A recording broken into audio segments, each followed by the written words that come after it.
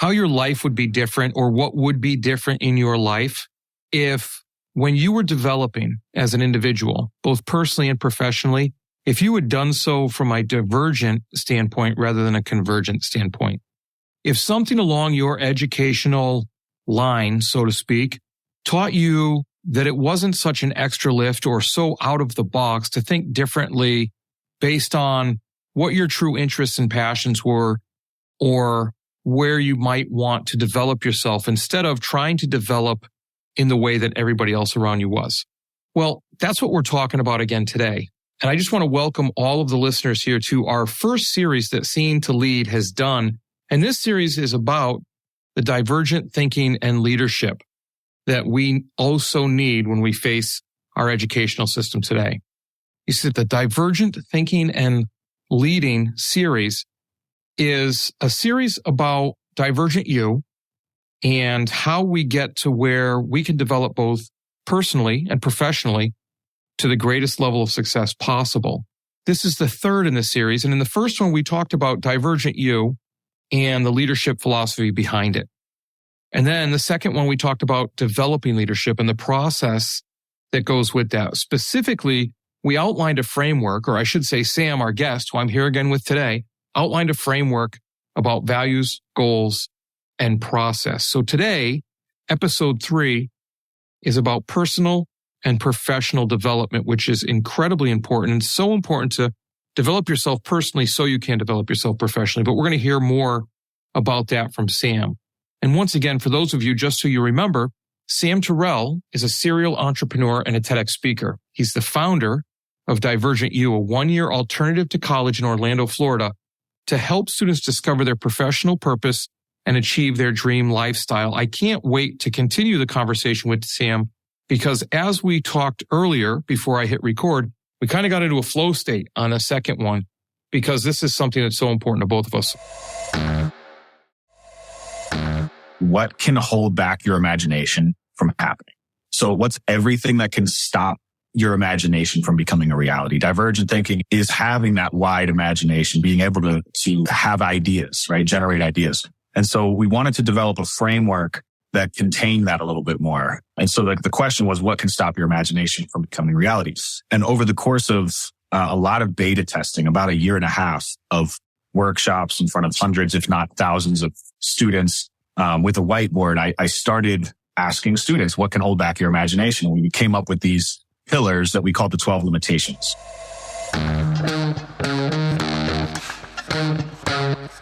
Dr. Chris Jones here, and welcome to Seeing to Lead, a show designed to help leaders increase their ability to effectively support, engage, and empower their staff through intentional practices so that they create an environment where everyone reaches their greatest level of success. On Seeing to Lead, communication rules the day as we hear voices from both teachers and leaders in an effort to examine perspectives, highlight misunderstandings, and provide steps to ultimately bridge the gap between what teachers need and provide through thoughtful dialogue. This show is about amplifying voices, creating understanding, and providing information to help everyone continually improve. I want to personally thank you for taking the time. Now, let's get to getting better.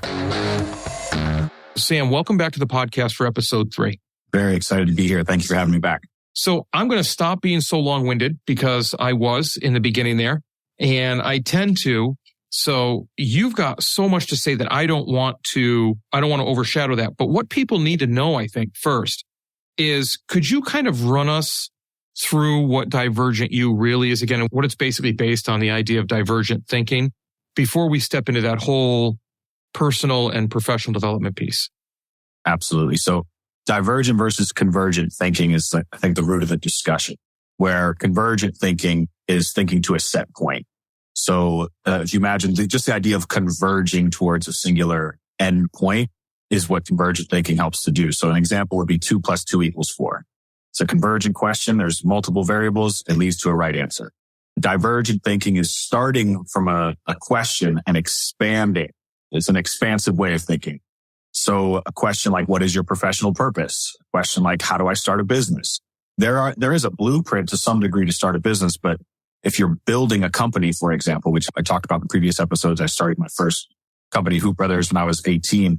scaling that company requires a lot of nuance. And so it's not just a singular multiple choice right answer test like a convergent question would be. A divergent question is expansive. It's more of an open-minded question.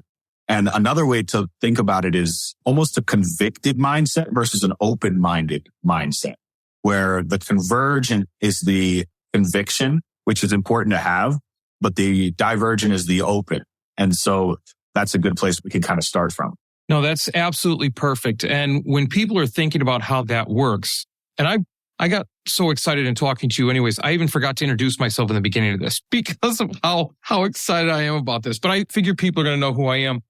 One of the things I was thinking about was you shared a framework in the last episode that I thought was so valuable. And I had mentioned at the beginning, the values, goals, and process that you then even broke it down into skills and trust. And I think it was an autonomy you broke it down into as well, I believe. Yeah, it was empathy, authority, and trust for the three skills. And we actually call that model the divergent thinking model, which is the values, goals, process. Perfect. Thanks for straightening me out. I went back and I looked at my notes and I had circles all over the place for different words and how they connected. You know what? That was so helpful to listeners that when they go back and listen to the second episode, they're going to enjoy a lot. But do you have another helpful tool or another framework that can kind of set us off as far as personal and professional development go?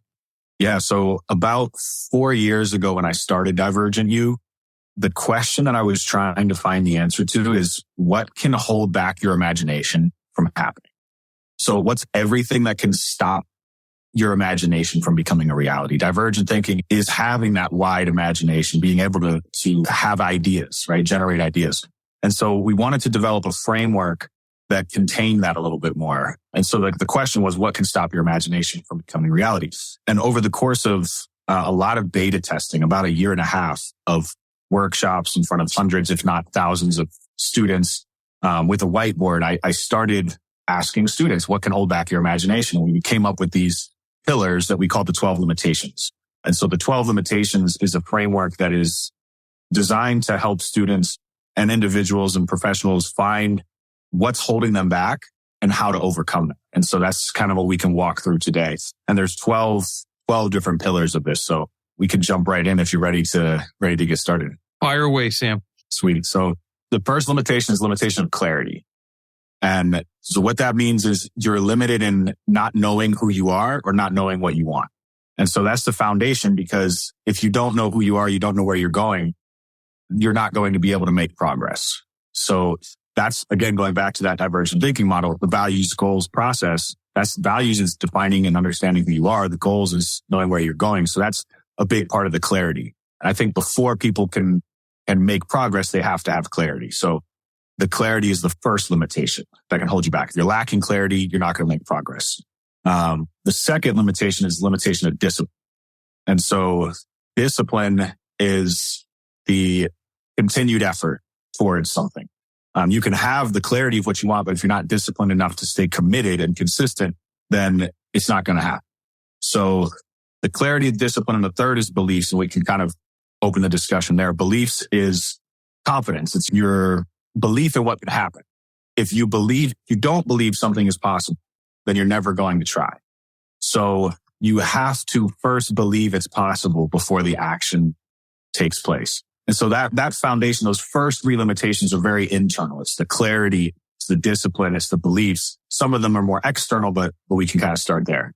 No, absolutely. You know, when you talk about those things, when you first said clarity, I thought to myself, okay, so looking from a school lens, right? Your traditional public school or your private, your vocational, people get what I'm saying. School in general, the educational system. Clarity. It is clear on the expectations and so forth. So when you're talking about Divergent U, or when you're inserting divergent thinking over the public education system, it's clear, but it's still closed. It's still tight. How do you develop that clarity for divergent thinking? I think of the clarity on the student level. So the student's clarity in their vision of the future, their ability to articulate where they want to go. What is it that they want to accomplish? If they don't have an aim, if they don't have a direction, then that's really difficult to make progress, right? So I think it all starts with inviting the students to be a part of their own educational experience.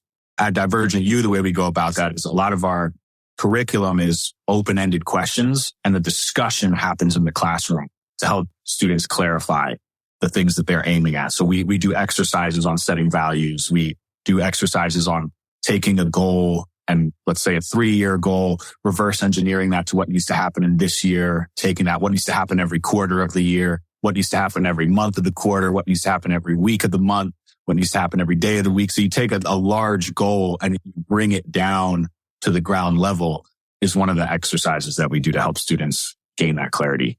Now, I think about one of the schools that I was the leader of, and we had this class called Personal Development. And the teacher worked on those types of items or issues with students. But now say I put my core subject teacher hat on that's tested, that has to have specific competencies that the students have to demonstrate. I love the idea, and I would like to think, anyways, that 99% of the staff in a high school think that same way. Man, if we could just get kids engaged because they're thinking about things that are important to them and they're striving towards their goals. The idea of each student having a different goal and needing a different way to get there, where, as a leader, I guess is the right way to ask it, as a leader, how do I support teachers in moving over to that piece? Or how do I make it so that there's not that huge concern about competencies? Or how do you measure competencies? Are there competencies at Divergent U as people are moving through?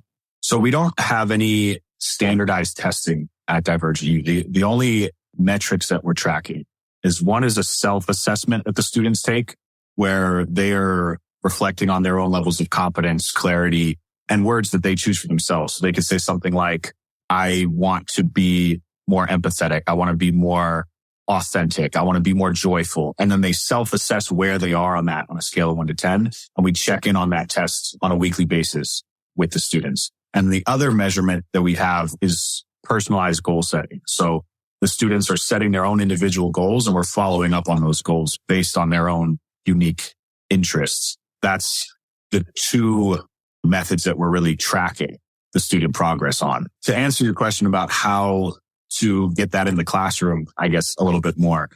I don't know. I'm not as familiar with the traditional classroom setting. I'm a little bit more removed from it. The more students have autonomy over their projects, the more students have freedom to come up with their own ideas and execute those ideas. I think the more projects that are student-led, where they have to express an interest and then formulate a project around that interest, I think that allows the students to better explore their own creativity. So I think that would be the place to start. You know, I'm so glad you said that out loud because, first of all, yes, I can't stand standardized testing, but I understand that things are there for a reason. I also think of Danny Bauer's work with leaders, and he has like the principal success path, and he has different tools, if you will, inside of that where principals, whether they're getting enough exercise, whether they're getting enough sleep, whether they're doing things, and it's measured against their own goals. And I think to myself, if a school leader, if that's okay for a school leader, why would it not be okay for a high school student looking to find their way in life afterwards? I just don't know. But I also think about, you said it perfect. We talk a lot about student voice, but the idea of selecting their own topics based on interest is so powerful. It reminds me of a story where, if I just can digress for a few minutes, a teacher, we were doing a book study, and a teacher decided to go with, a form of Genius Hour. And every Friday, this teacher let the students work on a project that interested them. So the process was that they would have that class time to do that. The outcome was whatever the students wanted to put forward for a product, as long as it attached back to the standards in some way. So they had to say what they were interested in, what they were going to do, what it was on, and the teacher would say yay or nay, that attaches or not.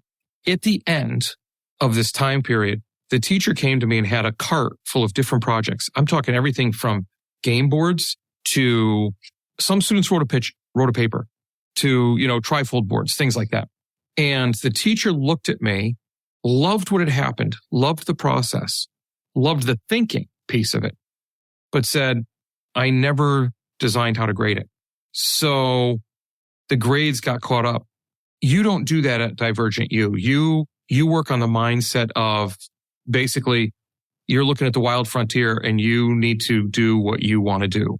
How does that work as far as discipline and the belief? Because people come out of high school often and they're not sure. They don't have that belief that they can do something, because if they didn't go to college, sometimes there's a very real fear that, oh, I'm a failure. Or if they don't have a job right out of high school, oh, I failed. How do you deal with that? So at the first trimester of Divergent U, it's three-month segments. And the first is all about personal development. And so we're actually helping the students to create habits. And that's where the discipline comes from. Is there's really 4 healthy habit pillars that we start with.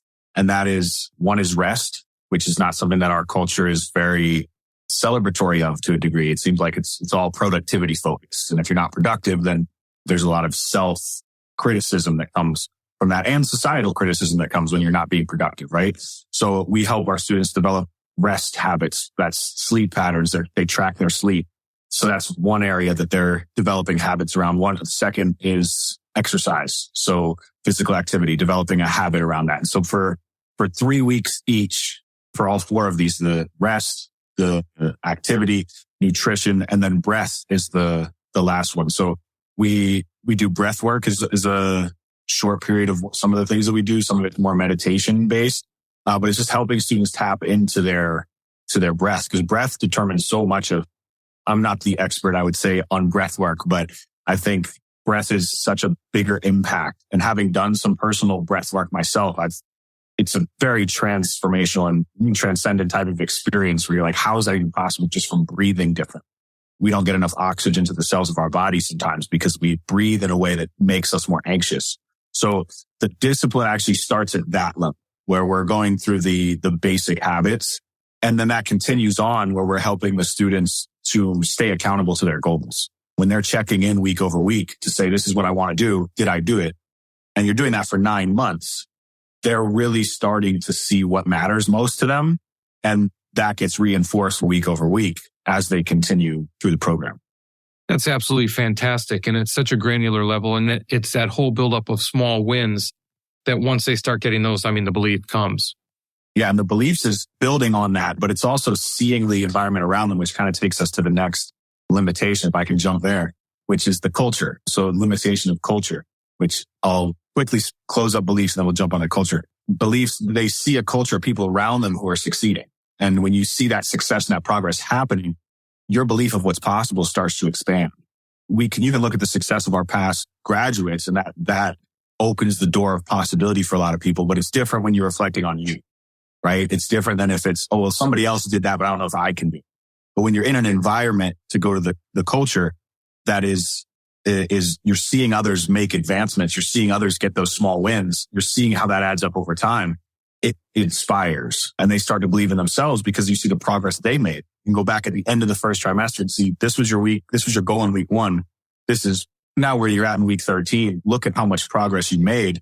That develops that confidence, reinforces their belief, because they're actually making the progress. So number 4, limitation is culture. And that's the environment around you. Do you have voices around you that are telling you, yes, you can, or no, you can't? That goes to, I actually just did a workshop on this today with another group. That's within your family. That's within your friend group. That's within your network. That's within your school. That's within your job. Is what is the culture around you telling you, and how much of an impact that has on you? So somebody who is getting reinforced with yes, you can, yes, you can, yes, you can. And then when they fall down, you take the failure seriously too. You don't sugarcoat it. You want to make sure that that's a real thing. You can fail.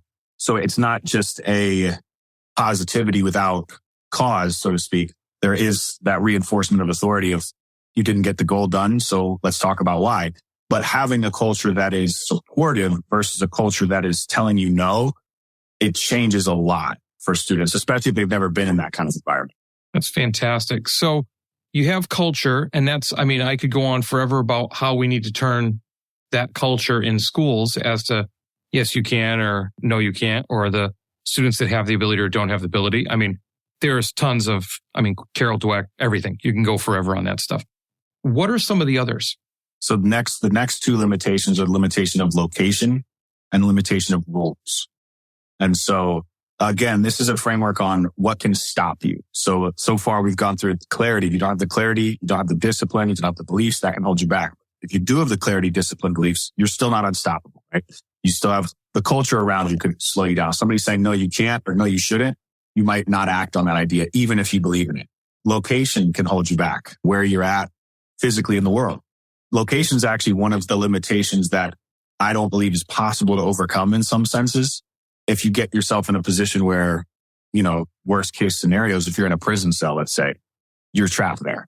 Like you are limited to location. You might not be able to do certain things because of that, obviously. So some of these limitations are impossible to overcome at a certain degree, but most of them, if not all the others, I would say it is possible to overcome that if you are limited by that.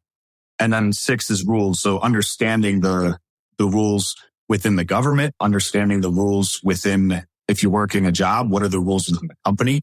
So there is the limitation there, but also how do you use that to your advantage? And so one of the things we do at Divergent U is helping students build assets, utilizing the tax code in some sense to start an LLC. How do you start a business? And that can help you build wealth, build assets over time. So understanding the rules helps you know how to play the game, basically, right? So that's the first 6 limitations. Supporting your teachers and students seems to be a struggle.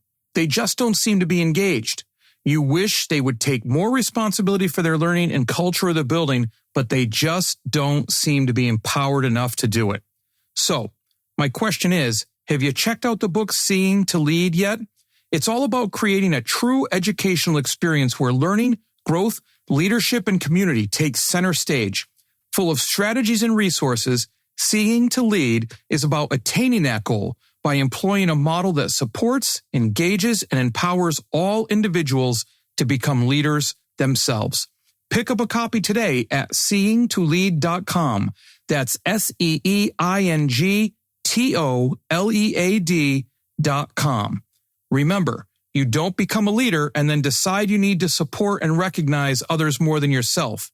It is the moment you realize it's about supporting and recognizing others that you become a leader. Seeingtolead.com. Those are fantastic. And the first, they're internal, and then the next 3 are external. So and I think about the rules, and you always hear different things. You just bringing up LLC makes me think about it, but you always hear the rules of the game. And some people who know how to play the rules benefit from them, while others who are ignorant of the rules suffer from them. They're on the other side. There's a lot of talk about they learn to do school well because school becomes a system and they fit into it. And often we talk about teachers, and you can tell the difference between teachers who have been in the professional world or the private world before school, and the teachers that came right out of college, always want to be a teacher, became a teacher, and they've been teaching their whole life. And oftentimes that comes down to the idea of they liked teaching for whatever reason. I don't want to ever, disparage anybody's why they got in. There's some pretty noble reasons, but there is some level of comfort. So they either saw a parent or a relative they admired flourish in the school environment, and they did well in the school environment. And so they go into the school environment because there is that level of comfort. Then you have others that have left private industry and they come into the school environment and they're in a different world. And there's a different set of rules inside of a school as to how a school operates. Shouldn't be, but we're being honest with each other.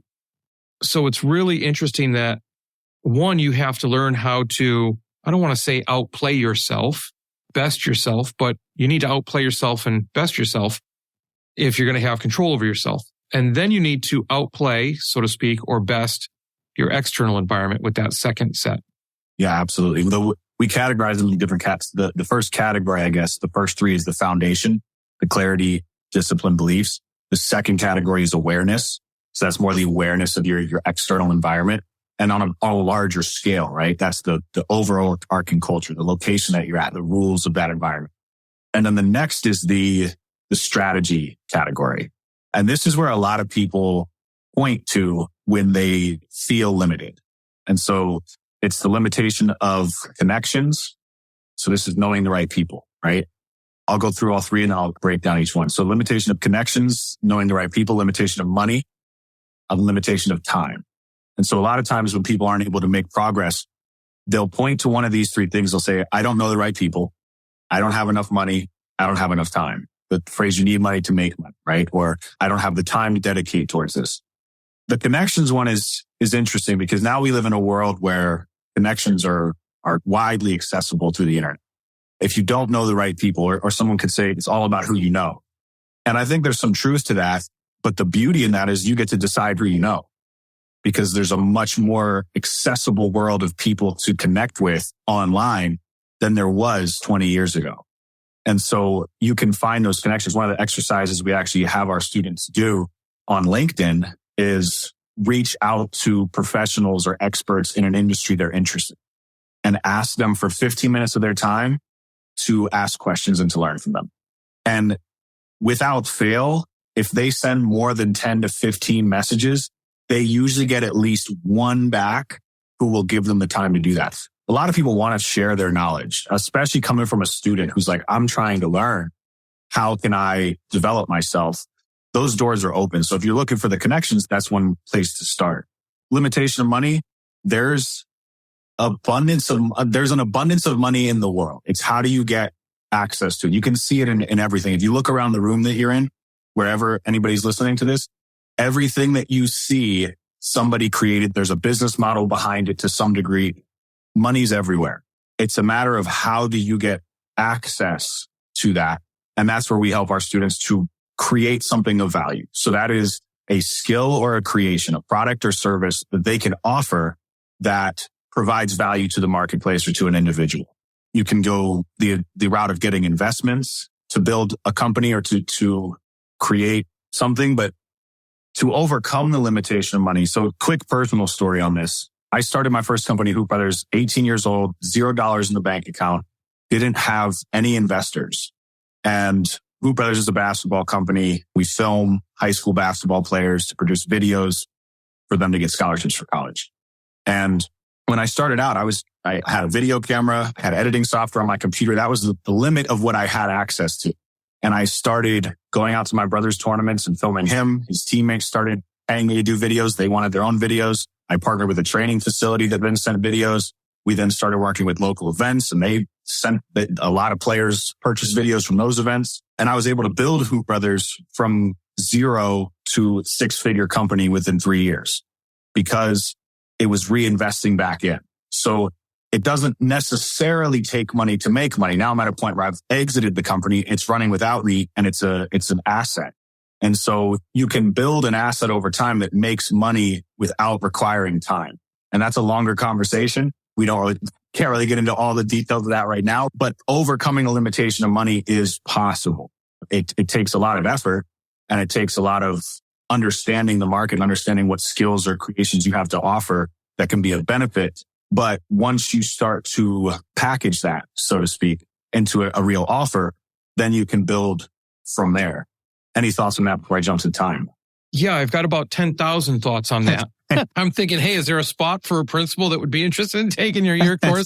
Those things that you're talking about are so important. And what I keep taking away, because I'm trying to also hold on to that lens of school, because I'm trying to change education to be as useful as possible for humans coming out of the educational system. 100%. And I think to myself, with the connections piece, with money, with culture, I talk to people about these things. It always seems to be a mindset. And so I wonder how schools can get people to believe that this is possible.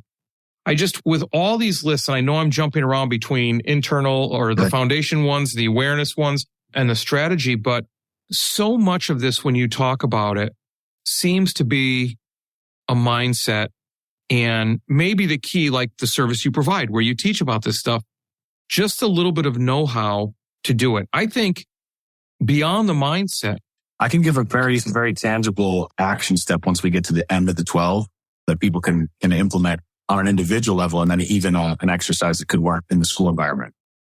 Oh, that would be fantastic, because I think as I think about it, before you even get to the belief, there's got to be the know-how that you need to act on. And so often that's where the ball's dropped. I mean, you can tell somebody something and they dream about it for a little while, but what happens tomorrow morning when it's not so friendly, it's not so exciting, you need to act on it. So I'll stop blabbing and I'll let you finish with time. I have a whole bunch of thoughts about time, and, we make time for what's important, and there's ways to schedule time and block time and all of that. But I'll let you finish up with that and then drop some tips off to the listeners. Sure. So time, you kind of just alluded to it, is about priorities. If someone hasn't sat down and mapped out what their priorities are, I think that's a really good place to start. Just internally, what are my priorities? What is number one? What is number two? What is number three? Order that. Create an actual list of what's most important. And not everybody's done that. Not everybody's taken the time to actually sit down and create a list of their priorities. And then it's a matter of I'm working on a book, actually. I'm working on several books, but one of the books is called 10 Levels of Time Management. And it basically breaks down the hour is level one. So the hour is all about your focus. The day is number two. Then there's the week. Then there's the month. Then there's the quarter. Then there's the year, and so on. It actually goes up to 100 years is the largest time frequency that we talk about.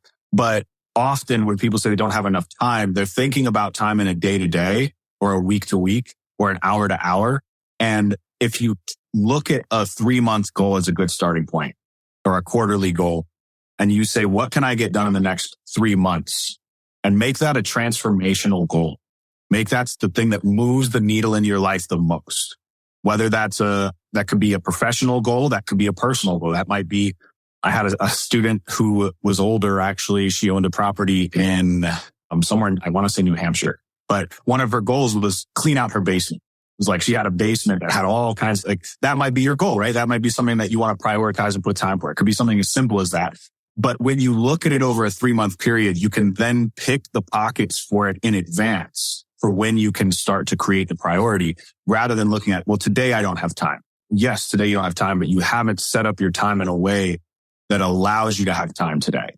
So again, there's a lot more we could talk about with time, but that's the overview, I would say.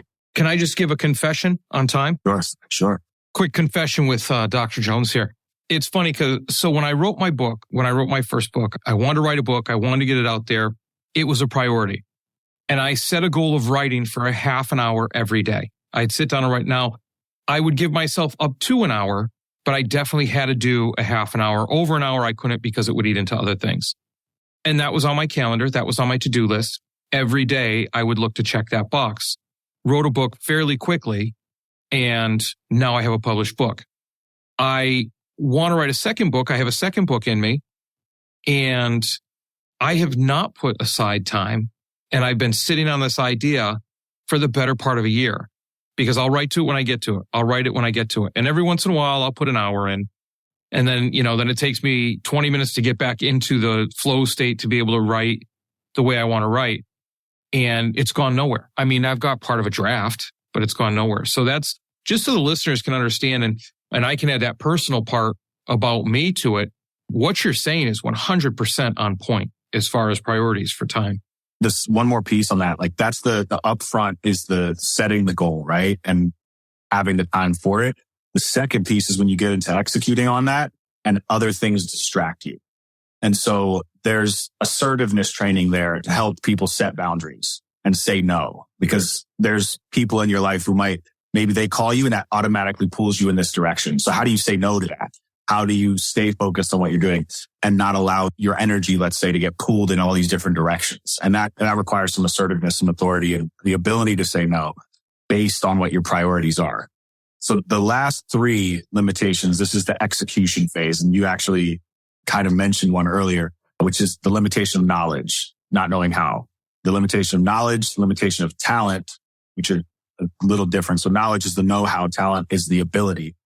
Let's take basketball, for example, as an easy one. You can know how to shoot the proper shot, but the difference between knowing how and executing it in the game is a totally different thing. So knowledge, if you don't know how, it's going to limit you. Talent, if you don't have the talent, that can limit you. And then lastly is health. And so health is both the mental and physical health. If you're not healthy, it's difficult to make progress, right? So those three limitations really sum it up. And so if you look at the overarching concept, the idea is that if you have clarity, if you have beliefs, if you have discipline, if you have the culture around you to support you, if the location is right, if the rules support what you're doing, you have the connections, you have the money, you have the time, you have the knowledge, you have the talent, and you're healthy, nothing can stop you at that point. And we all have a relationship with these limitations, let's say. You're never going to fully overcome any of them. You'll be limited by money to some degree. You'll be limited by time to some degree. You'll be limited by your knowledge to some degree, always.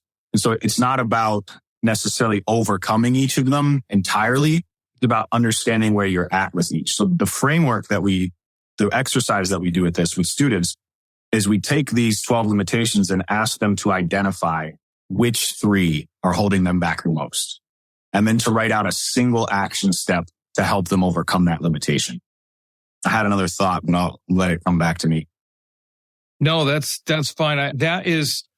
That's such a helpful strategy because it's that not getting overwhelmed by the larger picture. I mean, like you said, all 12 affect us in some way, form, or fashion, and we could improve in all 12, but that's not going to help us to try and tackle all 12 at once. So the idea of just selecting one or two, it's the same with school improvement. Like I'm talking about how I want to change education.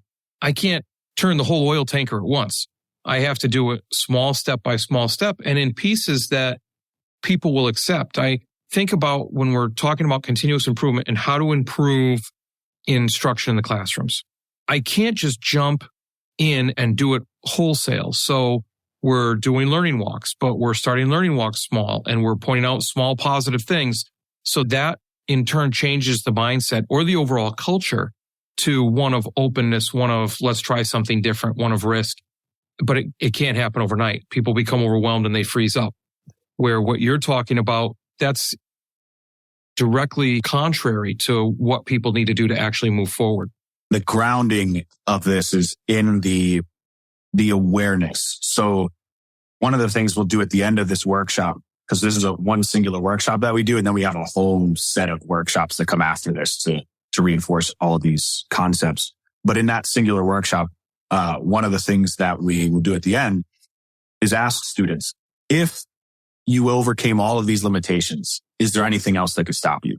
Everybody sits there for a second and maybe there's a few things that come up that you can fit into one of these to a degree. Like I had a debate with one student about technology one time. They're like, you could be limited by technology. Sure, but if you have the money, you can get the technology.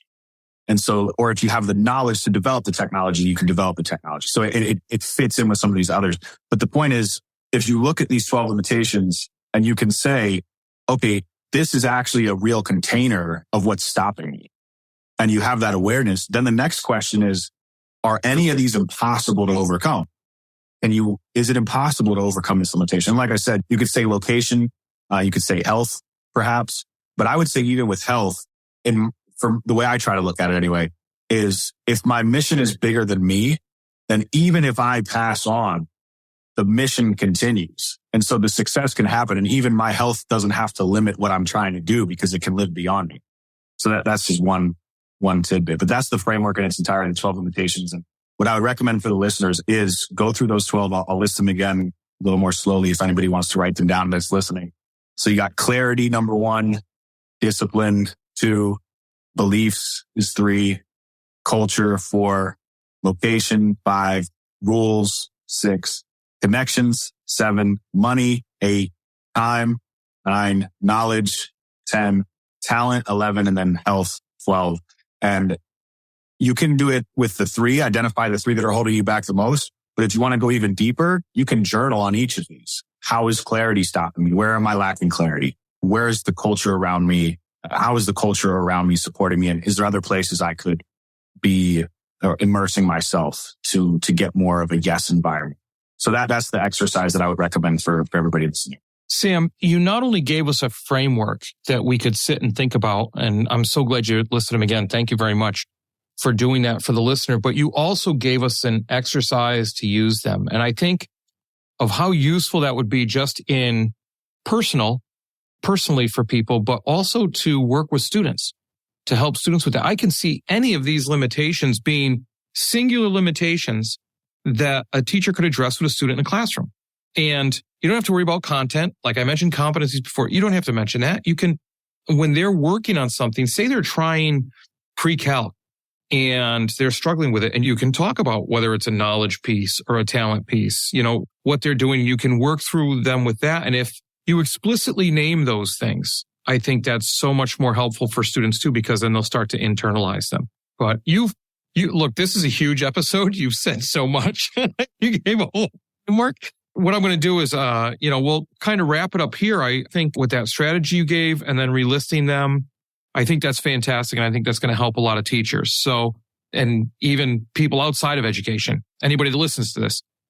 So I thank you for that. I can't wait to talk to you about the big picture in our next episode, about the whole shebang, human development, and how we develop better humans moving forward. But I can't thank you enough for being on. I encourage the listeners to obviously like, share, subscribe to this episode, and make sure you get it out to other people and comment on social media. And make sure you hit up Sam and I with your thoughts on this, how you're going to use it. And definitely look up Divergent U. They're out there on the web. We'll put it in the show notes so that you can check in on that. And any final last words for us, Sam, before we sign off? Yeah, this is actually a workshop that I do at schools for students. So if there's any schools that would be interested in having me come out to do a 12 limitations workshop, we've done it at the scale of theater. We've also done it at the scale of the classroom. So I've done this maybe 100 times, which is why we've had so many. Originally, when I started, it was 6 limitations. This was an original concept. And as I'm on the whiteboard writing those 6, the student's like, what about health? I'm like, right, health, 7 limitations.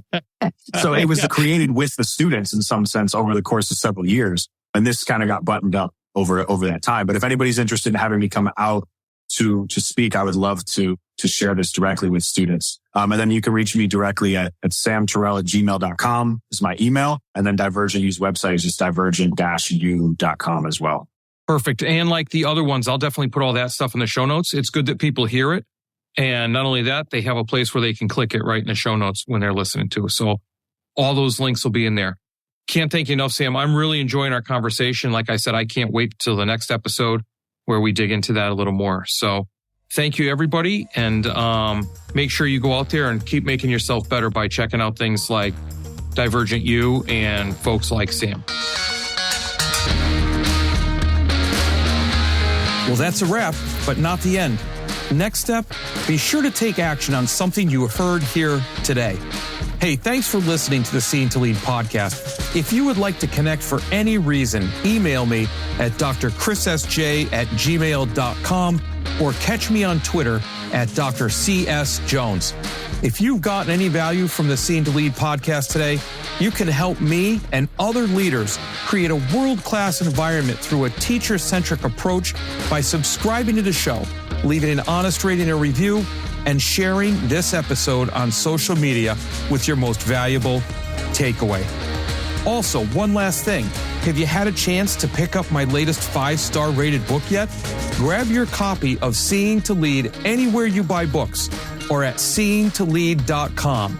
That's seingtolead.com, where you can learn more and continue to improve. Now go have a successful week.